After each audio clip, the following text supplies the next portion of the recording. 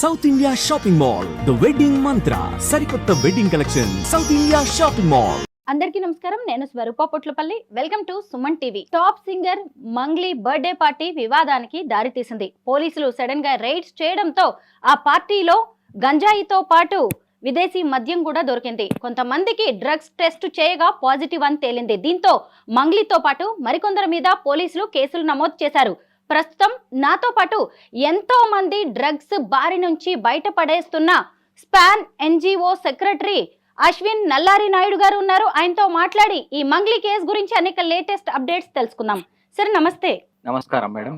మీరు కూడా ఫాలో అవుతూ ఉండొచ్చు కదా, టాప్ సింగర్ మంగ్లీకి సంబంధించి డ్రగ్స్ కేసు చాలా పెద్ద ఇష్యూగా మారిపోయింది. మనమందరం కూడా వింటూనే ఉంటాము. అసలు ఆవిడ వాయిస్ ఎంత బాగుంటుందో, భక్తి పాటలు ఎంత చక్కగా పాడతారు, సినిమా పాటలు ఎంత బాగా పాడతారు.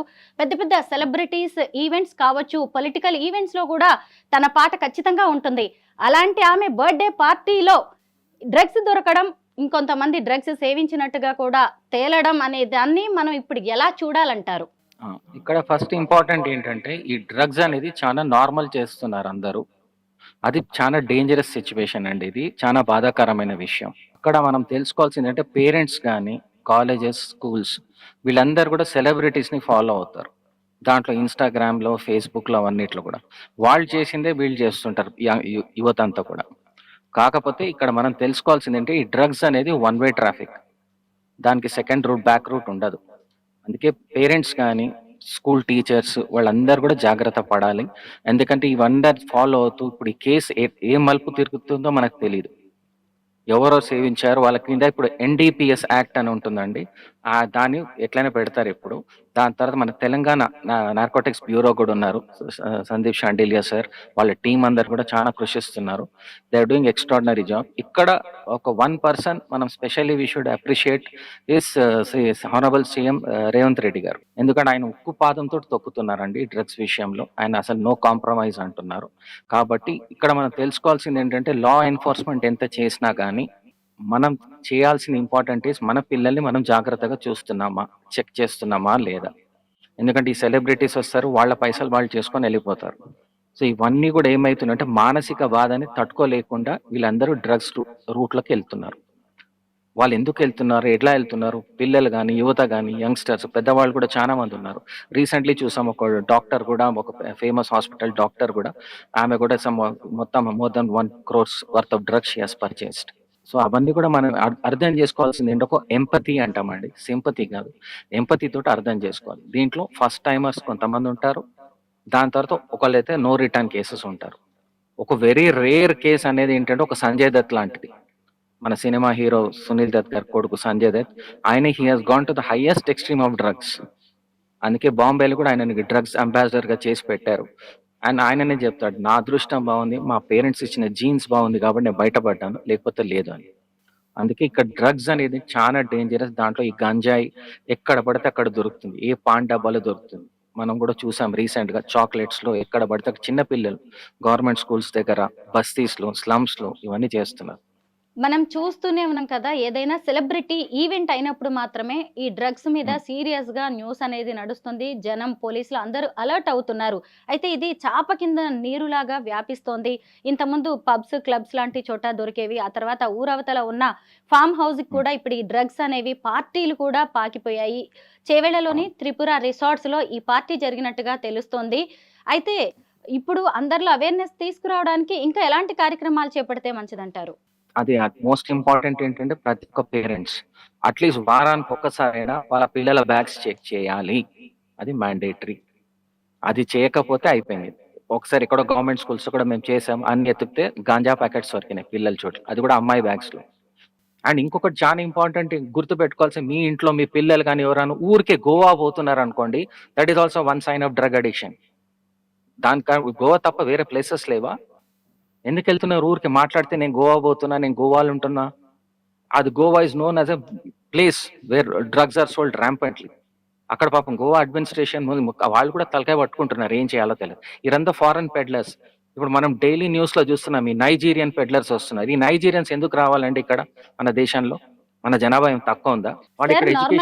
సినీ స్టార్స్ కావచ్చు, సెలబ్రిటీస్ ని సామాన్య జనం ఒక ఇన్స్పిరేషన్ గా తీసుకుంటారు, వాళ్ళని ఫాలో అవుతూ ఉంటారు. వాళ్ళు ఏ క్రీమ్ వాడినా ఆ క్రీమ్ వాడాలని, వాళ్ళలా అందంగా ఉండాలని, హెల్దీ డ్రింక్స్, ప్రోటీన్ డ్రింక్స్ లాంటివి తాగాలని ఫాలో అవుతుంటారు. ఇప్పుడు మనం మంగ్లీ విషయానికి వచ్చినప్పుడు ఆమెకి ఎంతో మంది ఫ్యాన్స్ ఉంటారు కదా! ఇప్పుడు ఈ డ్రగ్స్ కేసులో ఆమె దొరికింది. ఇంతకుముందు కూడా ఇలా సెలబ్రిటీస్ ఇలాంటి కేసుల్లో దొరికారు. కానీ ఆ తర్వాత కేసులన్నీ ఏమైపోయినాయి అనేది కూడా ఎవరికీ తెలియట్లేదు. మంగ్లీ కేసు విషయంలో ఎలా స్ట్రిక్ట్‌గా ప్రభుత్వం కానీ, పోలీసులు ముందుకెళ్తే మంచిదంటారు? 100% madam. Mangli case should be example for everybody. అది కాకపోతే నన్నడిగితే పాత కేసులు కూడా తీయాలి అన్నీ. విచారించాలి. ఎవరెవరు ఉన్నారో వాళ్ళని అరెస్ట్ చేయాలి. వాళ్ళతో కూర్చోబెట్టి ఎక్స్‌ప్లనేషన్ ఇవ్వాలి. ఇప్పుడు రీసెంట్‌గా కూడా చూడండి, మన రేవంత్ రెడ్డి గారు ఏమన్నారు? ఏ సినిమా రిలీజ్ అవ్వకముందు ఆ సినిమా హీరోనో, హీరోయిన్ ముందుకొచ్చి చెప్పాలి డ్రగ్స్ తీసుకోకూడదని. ఒక చిరంజీవి గారు తప్ప ఎవరు చేయలేదు. ఇప్పుడు ఏ సినిమా థియేటర్‌కెళ్ళి మీరు చూడండి. ఇప్పుడు అన్ని పెద్ద పెద్ద సినిమాలు రిలీజ్ అయితున్నాయి గదా! ఏ సినిమా థియేటర్‌లో హీరో వచ్చి చెప్తున్నాడు చెప్పండి? డ్రగ్స్ తీసుకోకూడదు. నేనెళ్ళానండి. Recently 3, 4 cinema English cinema, Hindi సినిమాస్‌కెళ్ళాను నేను. చూస్తే ఎక్కడ కూడా ఐ వాస్ వెయిటింగ్. అరే ఎక్కడొస్తదా ప్రతి హీరో వచ్చి చెప్తాడా లేదా మెసేజ్? ఏది లేదు. ఎవడు పట్టించుకోవటం లేదు. సీఎం గారి మెసేజ్ ఈ సినిమా ఇండస్ట్రీ అసలు పట్టించుకోవట్లేదు లేదు. మరి దాని మీద ఏం యాక్షన్ తీసుకుంటున్నాం మనం?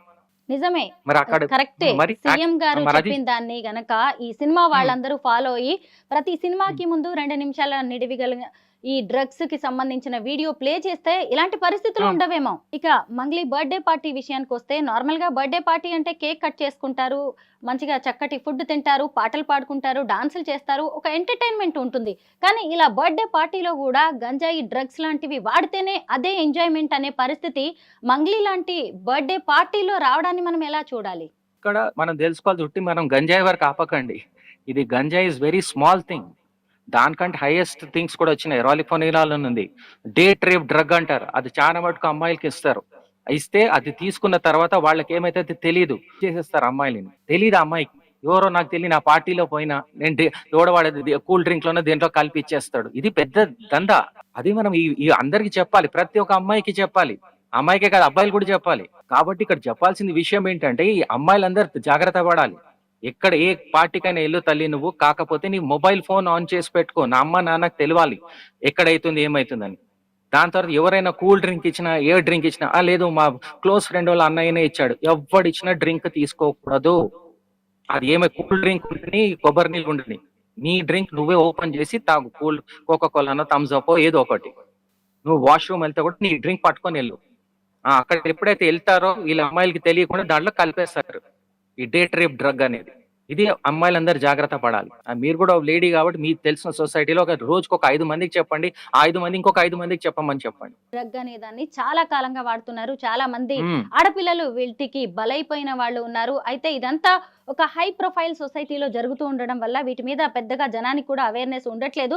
కాకపోతే ఇప్పుడు మిడిల్ క్లాస్ కూడా ఈ డ్రగ్స్ తీసుకోవడం, పబ్స్ కి, రిసార్ట్స్ కి, ఫామ్ హౌసెస్ కి వెళ్లి పార్టీల్లో ఎంజాయ్ చేయడం అనేది చాలా కామన్ గా మారిపోతుంది. ఈ రోజు మనం టాపిక్ మంగ్లీ గురించి కాబట్టే ఇప్పుడు వాళ్ళ దగ్గర డ్రగ్స్ అనేది వాడారు. కానీ అక్కడికి వచ్చిన ఆ పార్టీలో ఇంకెంతమంది అమ్మాయిలు కావచ్చు, ఎవరెవరు తీసుకోవచ్చు, ఎలా బలైపోతూ ఉంటారు.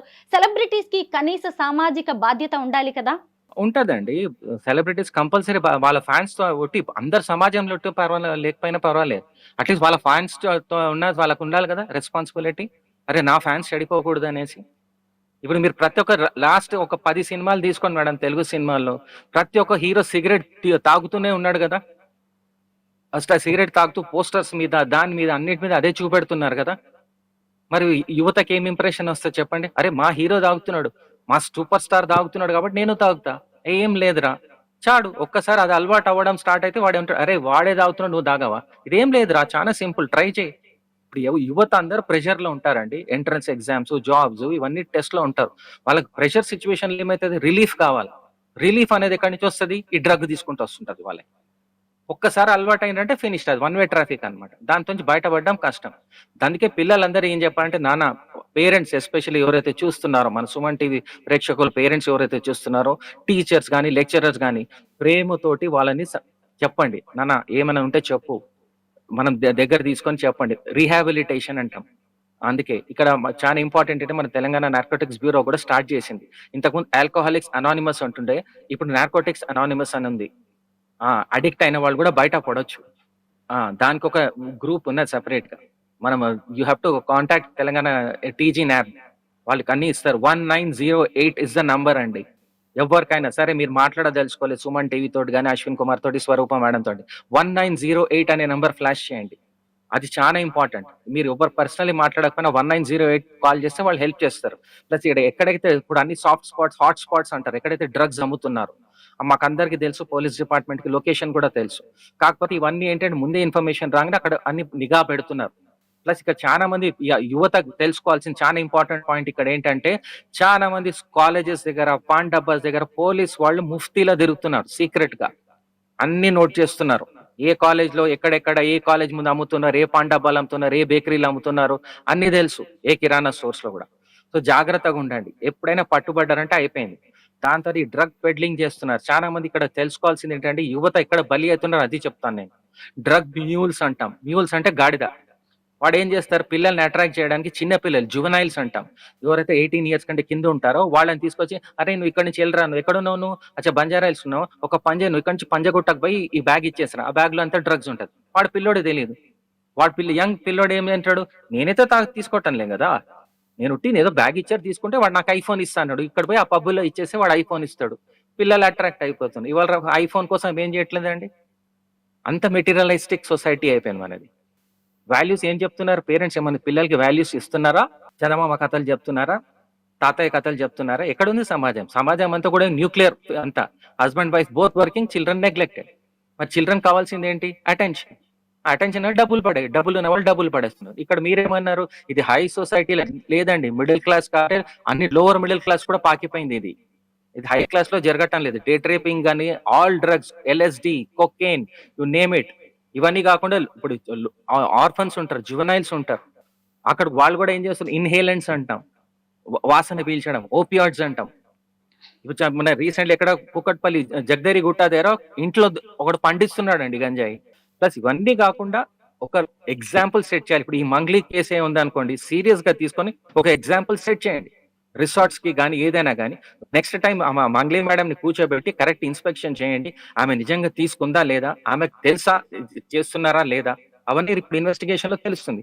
తెలిసిన తర్వాత ఆమెనే చెప్పండి, రమ్మని చెప్పండి. దయచేసి తన ఎప్పుడైనా కాన్సర్ట్స్ పెట్టినప్పుడు ఏమని తన బిగ్ సెలబ్రిటీ ఆమె చెప్పాలా, దయచేసి ఎవరు కన్స్యూమ్ చేయకండి అంటే.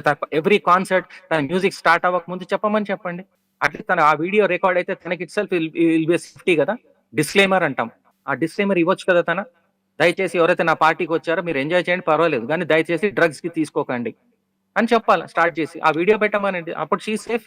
Every celebrity can be safe when they start a party. వాడు ఎవడో కన్స్యూమ్ చేశాడు, ఎవడో తాగేసి వచ్చాడు, డ్రగ్స్ తీసుకొని వచ్చాడు. అప్పుడు we cannot blame the celebrity also. Totally వాళ్ళకి ఐడియా ఉందా లేదా తెలియదు, వాళ్ళే దగ్గరుండి సరఫరా చేస్తుందా తెలియదు, వాళ్ళ ఈవెంట్ మేనేజర్ సరఫరా చేస్తుందా లేదా తెలియదు. కానీ ఏం చేస్తాం, ఏం చేయడానికి ఉండదు. హుక్కా పార్లర్స్ ఉండదు. Thanks to Revanth Reddy garu, immediate best decision taken by CM Revanth Reddy garu was to ban the hookah parlours. Hookah parlours ఎందుకండి, అవసరమా? ఇవన్నీ కూడా everything is leading to mental health problems అండి. మెంటల్ హెల్త్ ప్రాబ్లమ్ దెబ్బతింటే, మానసిక బాధ స్టార్ట్ అయిందంటేనే ఒక one way route is drugs.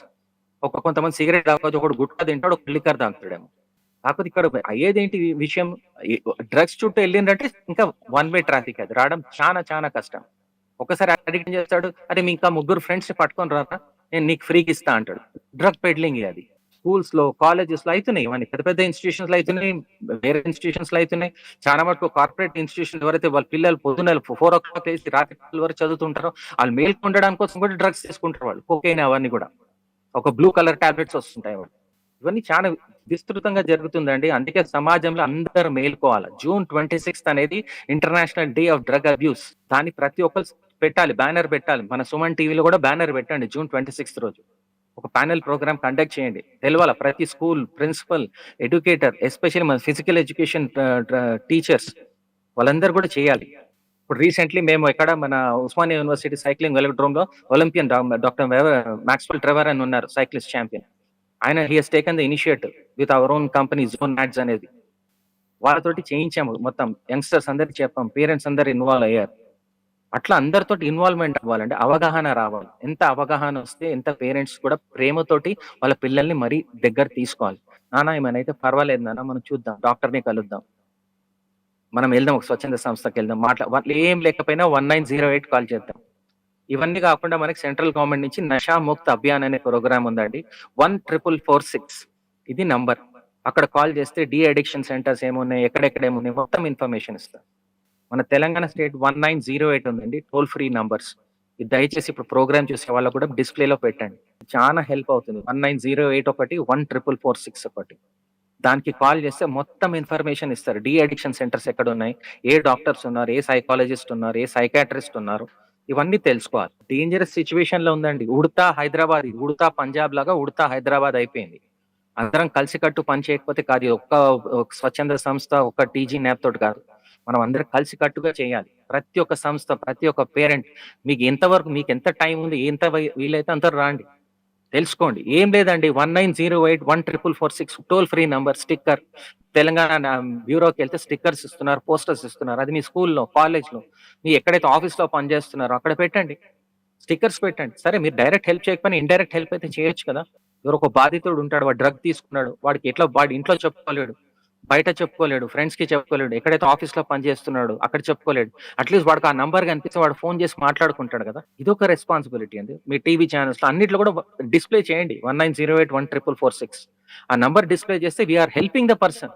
అది నేననేది. ఉట్టి ఆమెను సాఫ్ట్ టార్గెట్ చేయకండి. Yes she should be taken into action. ఆమెకు రెస్పాన్సిబిలిటీ తీసుకోవాలి. ఆమె స్టేట్మెంట్ తీసుకోండి. ఆమె ఏమంటుందో, ఆమెకు అవగాహన ఉందా లేదా పోలీస్ డిపార్ట్మెంట్ వెరిఫై చేస్తారండి. They will do their job. Yeah! Thank you. Span NGO ద్వారా ఎంతో మందిని డ్రగ్స్ బారి నుంచి మీరు బయటపడేస్తున్నారు. బీఫ్రెండింగ్ చేస్తూ.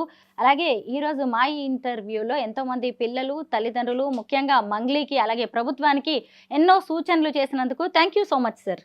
ధన్యవాదాలు. Thank you very much.